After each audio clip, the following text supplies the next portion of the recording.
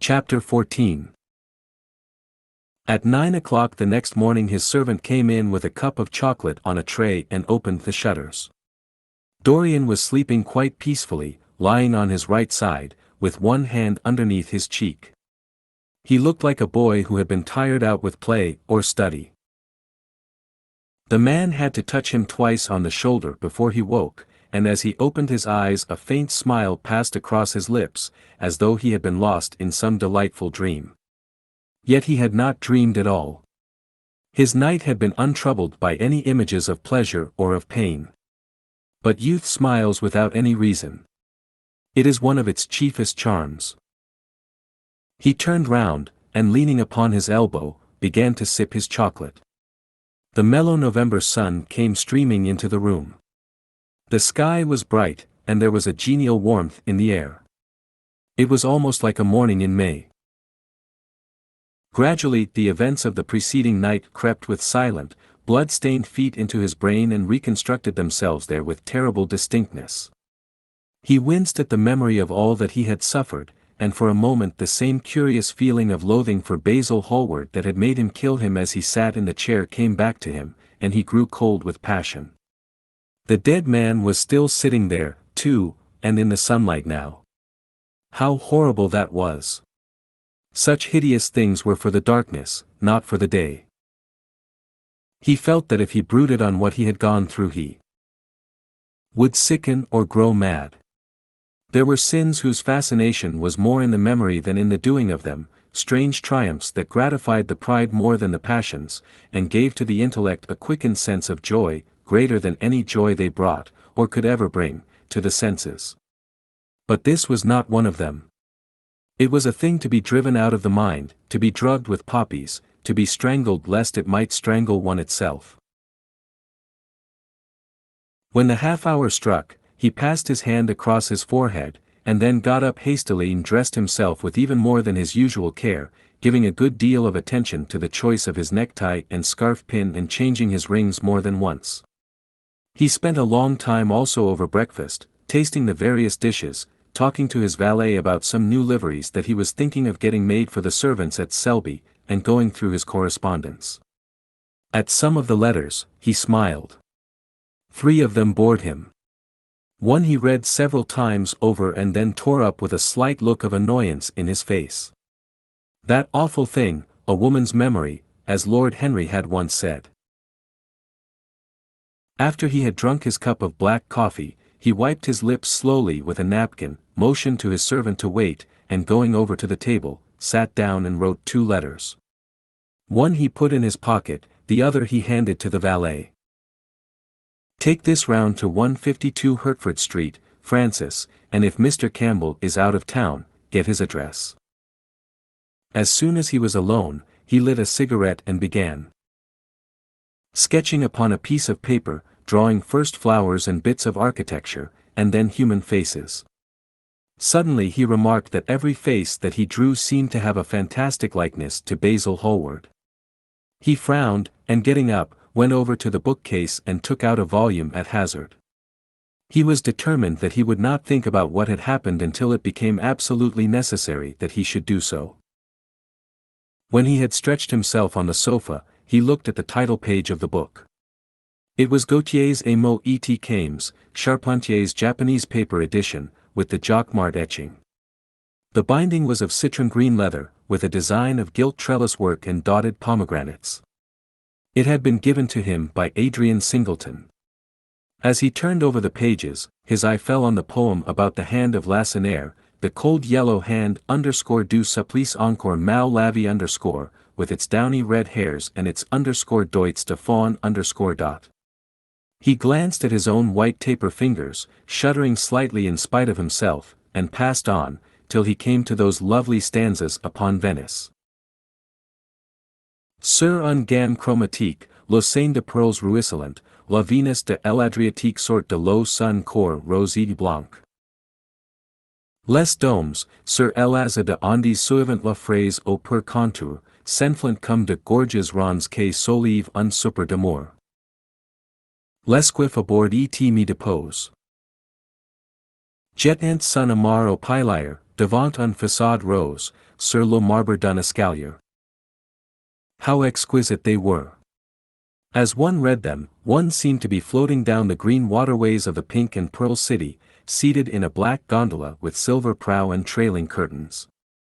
The mere lines looked to him like those straight lines of turquoise blue that follow one as one pushes out to the Lido. The sudden flashes of color reminded him of the gleam of the opal and iris-throated birds that flutter round the tall honeycombed campanile, or stalk, with such stately grace, through the dim, dust-stained arcades. Leaning back with half-closed eyes, he kept saying over and over to himself, Devant un façade rose, sur le marbre d'un escalier. The whole of Venice was in those two lines. He remembered the autumn that he had passed there, and a wonderful love that had stirred him to mad delightful follies. There was romance in every place. But Venice, like Oxford, had kept the background for romance, and, to the true romantic, background was everything, or almost everything. Basil had been with him part of the time, and had gone wild over Tintoret. Poor Basil!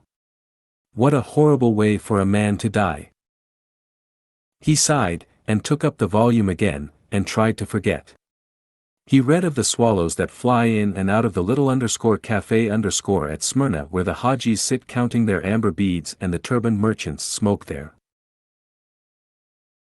long tasseled pipes and talk gravely to each other. He read of the obelisk in the Place de la Concorde that weeps tears of granite in its lonely sunless exile and longs to be back by the hot, lotus-covered Nile, where there are sphinxes, and rose-red ibises, and white vultures with gilded claws, and crocodiles with small beryl eyes that crawl over the green steaming mud. He began to brood over those verses which, drawing music from kiss-stained marble, tell of that curious statue that Gautier compares to a contralto voice, the _monstre charmant that couches in the porphyry room of the Louvre. But after a time the book fell from his hand. He grew nervous, and a horrible fit of terror came over him. What if Alan Campbell should be out of England? Days would elapse before he could come back. Perhaps he might refuse to come. What could he do then? Every moment was of vital importance. They had been great friends once, 5 years before, almost inseparable, indeed. Then the intimacy had come suddenly to an end. When they met in society now, it was only Dorian Gray who smiled, Alan Campbell never did. He was an extremely clever young man, though he had no real appreciation of the visible arts, and whatever little sense of the beauty of poetry he possessed he had gained entirely from Dorian. His dominant intellectual passion was for science. At Cambridge he had spent a great deal of his time working in the laboratory, and had taken a good class in the natural science tripos of his year. Indeed, he was still devoted to the study of chemistry, and had a laboratory of his own in which he used to shut himself up all day long, greatly to the annoyance of his mother, who had set her heart on his standing for Parliament and had a vague idea that a chemist was a person who made up prescriptions. He was an excellent musician, however, as well, and played both the violin and the piano better than most amateurs. In fact, it was music that had first brought him and Dorian Gray together, music and that indefinable attraction that Dorian seemed to be able to exercise whenever he wished and, indeed, exercised often without being conscious of it. They had met at Lady Berkshire's the night that Rubinstein played there, and after that used to be always seen together at the opera and wherever good music was going on. For 18 months their intimacy lasted. Campbell was always either at Selby Royal or in Grosvenor Square. To him, as to many others, Dorian Gray was the type of everything that is wonderful and fascinating in life. Whether or not a quarrel had taken place between them no one ever knew. But suddenly people remarked that they scarcely spoke when they met and that Campbell seemed always to go away early from any party at which Dorian Gray was present. He had changed, too, was strangely melancholy at times, appeared almost to dislike hearing music, and would never himself play, giving as his excuse, when he was called upon, that he was so absorbed in science that he had no time left in which to practice. And this was certainly true. Every day he seemed to become more interested in biology, and his name appeared once or twice in some of the scientific reviews in connection with certain curious experiments. This was the man Dorian Gray was waiting for. Every second he kept glancing at the clock. As the minutes went by he became horribly agitated. At last he got up and began to pace up and down the room, looking like a beautiful caged thing. He took long stealthy strides. His hands were curiously cold. The suspense became unbearable. Time seemed to him to be crawling with feet of lead, while he by monstrous winds was being swept towards the jagged edge of some black cleft of precipice. He knew what was waiting for him there, saw it, indeed, and, shuddering, crushed with dank hands his burning lids as though he would have robbed the very brain of sight and driven the eyeballs back into their cave. It was useless. The brain had its own food on which it battened, and the imagination, made grotesque by terror, twisted and distorted as a living thing by pain, danced like some foul puppet on a stand and grinned through moving masks. Then, suddenly, time stopped for him. Yes, that blind, slow-breathing thing crawled no more, and horrible thoughts, time being dead, raced nimbly on in front, and dragged a hideous future from its grave, and showed it to him. He stared at it. Its very horror made him stone. At last the door opened and his servant entered. He turned glazed eyes upon him. "Mr. Campbell, sir," said the man. A sigh of relief broke from his parched lips, and the color came back to his cheeks. "Ask him to come in at once, Francis." He felt that he was himself again. His mood of cowardice had passed away. The man bowed and retired. In a few moments, Alan Campbell walked in, looking very stern and rather pale, his pallor being intensified by his coal-black hair and dark eyebrows. "Alan, this is kind of you. I thank you for coming. I had intended never to enter your house again, Gray.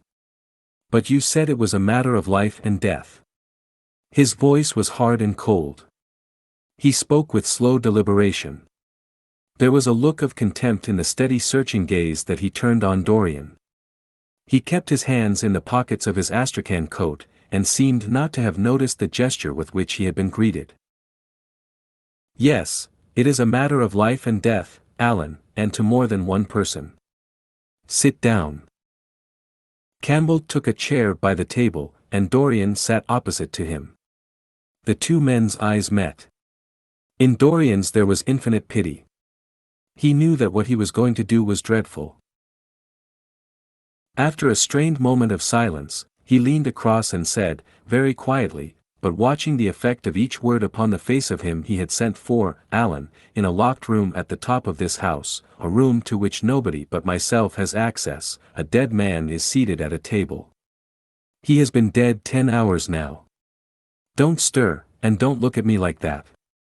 Who the man is, why he died, how he died, are matters that do not concern you. What you have to do is this. Stop, Gray. I don't want to know anything further. Whether what you have told me is true or not true doesn't concern me.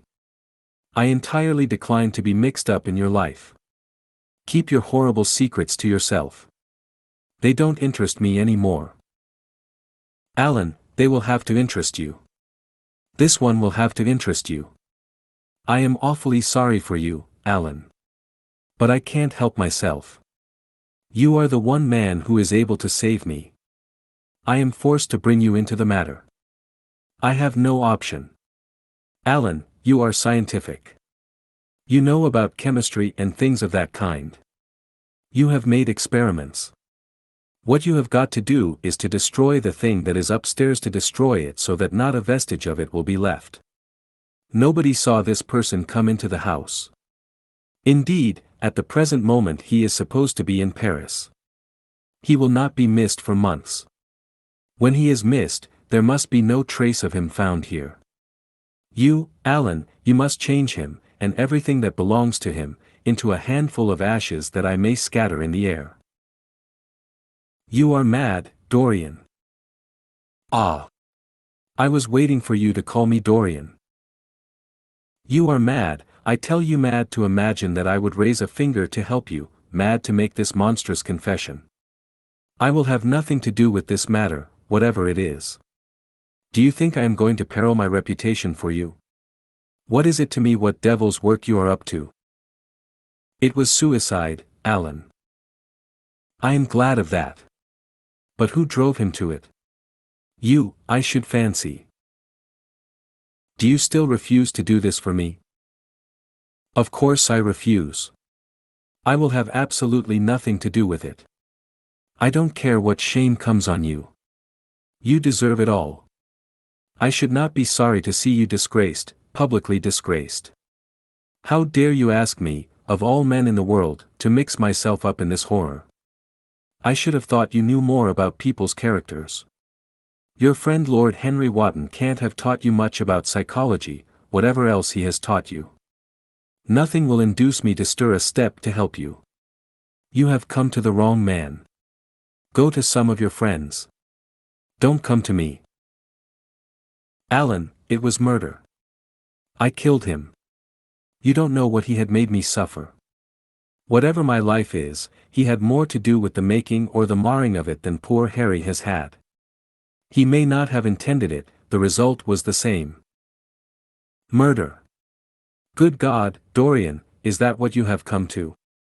I shall not inform upon you. It is not my business. Besides, without my stirring in the matter, you are certain to be arrested. Nobody ever commits a crime without doing something stupid. But I will have nothing to do with it. You must have something to do with it. Wait a moment, listen to me. Only listen, Alan. All I ask of you is to perform a certain scientific experiment. You go to hospitals and dead houses, and the horrors that you do there don't affect you. If in some hideous dissecting room or fetid laboratory you found this man lying on a leaden table with red gutters scooped out in it for the blood to flow through, you would simply look upon him as an admirable subject. You would not turn a hair. You would not believe that you were doing anything wrong.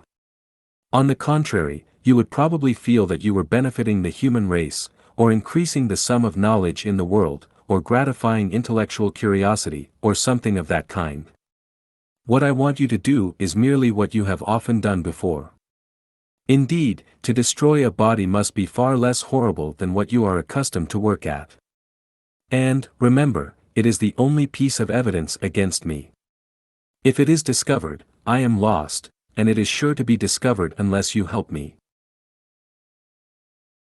I have no desire to help you. You forget that. I am simply indifferent to the whole thing. It has nothing to do with me. Alan, I entreat you. Think of the position I am in. Just before you came I almost fainted with terror. You may know terror yourself some day. No. Don't think of that. Look at the matter purely from the scientific point of view. You don't inquire where the dead things on which you experiment come from. Don't inquire now. I have told you too much as it is. But I beg of you to do this. We were friends once, Alan. Don't speak about those days, Dorian, they are dead. The dead linger sometimes. The man upstairs will not go away. He is sitting at the table with bowed head and outstretched arms. Alan. Alan. If you don't come to my assistance, I am ruined. Why, they will hang me, Alan. Don't you understand? They will hang me for what I have done. There is no good in prolonging this scene. I absolutely refuse to do anything in the matter. It is insane of you to ask me. You refuse? Yes. I entreat you, Alan. It is useless. The same look of pity came into Dorian Gray's eyes. Then he stretched out his hand, took a piece of paper, and wrote something on it. He read it over twice, folded it carefully, and pushed it across the table. Having done this, he got up and went over to the window. Campbell looked at him in surprise, and then took up the paper, and opened it. As he read it, his face became ghastly pale and he fell back in his chair. A horrible sense of sickness came over him. He felt as if his heart was beating itself to death in some empty hollow. After 2 or 3 minutes of terrible silence, Dorian turned round and came and stood behind him, putting his hand upon his shoulder. "I am so sorry for you, Alan," he murmured, "but you leave me no alternative. I have a letter written already. Here it is. You see the address. If you don't help me, I must send it. If you don't help me, I will send it. You know what the result will be. But you are going to help me. It is impossible for you to refuse now. I tried to spare you. You will do me the justice to admit that. You were stern, harsh, offensive. You treated me as no man has ever dared to treat me, no living man, at any rate. I bore it all. Now it is for me to dictate terms." Campbell buried his face in his hands, and a shudder passed through him. "Yes, it is my turn to dictate terms, Alan. You know what they are. The thing is quite simple. Come, don't work yourself into this fever. The thing has to be done. Face it, and do it." A groan broke from Campbell's lips and he shivered all over. The ticking of the clock on the mantelpiece seemed to him to be dividing time into separate atoms of agony, each of which was too terrible to be borne. He felt as if an iron ring was being slowly tightened round his forehead, as if the disgrace with which he was threatened had already come upon him. The hand upon his shoulder weighed like a hand of lead. It was intolerable. It seemed to crush him. "Come, Alan, you must decide at once." "I cannot do it," he said, mechanically, as though words could alter things. "You must. You have no choice. Don't delay." He hesitated a moment. "Is there a fire in the room upstairs?" "Yes, there is a gas fire with asbestos." "I shall have to go home and get some things from the laboratory." "No, Alan, you must not leave the house. Write out on a sheet of notepaper what you want and my servant will take a cab and bring the things back to you." Campbell scrawled a few lines, blotted them, and addressed an envelope to his assistant. Dorian took the note up and read it carefully. Then he rang the bell and gave it to his valet, with orders to return as soon as possible and to bring the things with him. As the hall door shut, Campbell started nervously, and having got up from the chair, went over to the chimney-piece. He was shivering with a kind of ague. For nearly 20 minutes, neither of the men spoke. A fly buzzed noisily about the room, and the ticking of the clock was like the beat of a hammer. As the chime struck 1, Campbell turned round, and looking at Dorian Gray, saw that his eyes were filled with tears. There was something in the purity and refinement of that sad face that seemed to enrage him. "You are infamous, absolutely infamous," he muttered. "Hush, Alan. You have saved my life," said Dorian. "Your life? Good heavens! What a life that is! You have gone from corruption to corruption, and now you have culminated in crime. In doing what I am going to do, what you force me to do, it is not of your life that I am thinking." "Ah, Alan," murmured Dorian with a sigh, "I wish you had 1,000th part of the pity for me that I have for you." He turned away as he spoke and stood looking out at the garden. Campbell made no answer.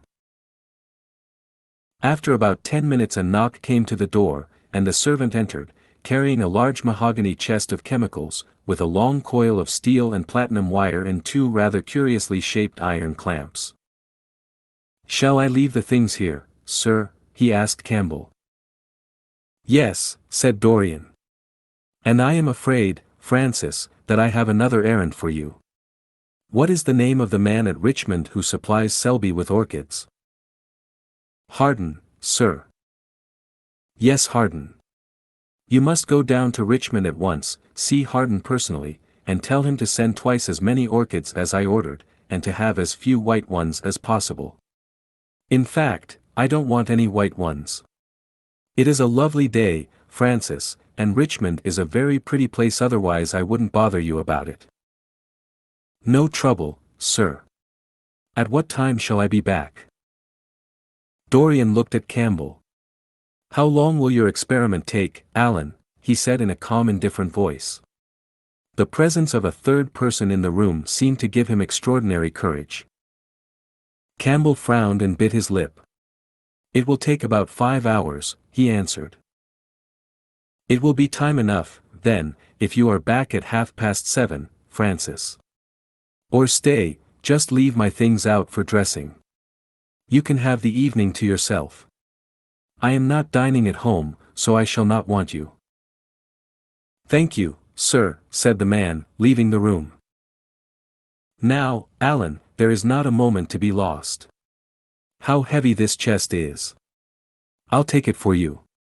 You bring the other things." He spoke rapidly and in an authoritative manner. Campbell felt dominated by him. They left the room together. When they reached the top landing, Dorian took out the key and turned it in the lock. Then he stopped, and a troubled look came into his eyes. He shuddered.